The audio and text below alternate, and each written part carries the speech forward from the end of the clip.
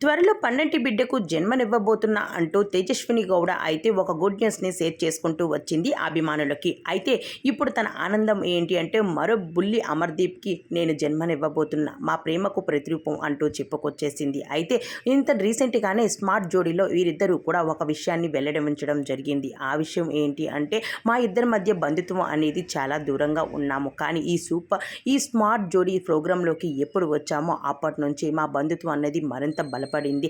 అయితే మేము త్వరలో పండంటి బిడ్డకు జన్మనిచ్చేస్తున్నాము అంటూ తేజస్విని గౌడ అయితే చెప్పకరావడం జరిగింది. తేజస్విని గౌడ అమర్దీప్ కోసం అయితే ఎవరికి ప్రత్యేకమైన పరిచయం అవసరం లేదు. ఇద్దరు కూడా సీరియల్స్ తమకంటూ ఒక ప్రత్యేకమైన స్థానాన్ని, గుర్తింపును సంపాదించుకుంటున్నారు ఈ జంట.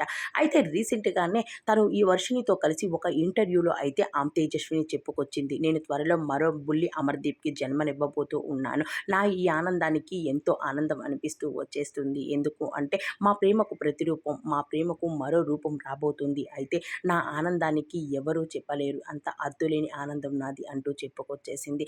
అయితే త్వరలో బిడ్డకు జన్మనివ్వబోతున్న తేజస్విని కూడా మనం కూడా ఈ వీడియో ద్వారా తెలియజేసుకుంటూ వచ్చేద్దాం.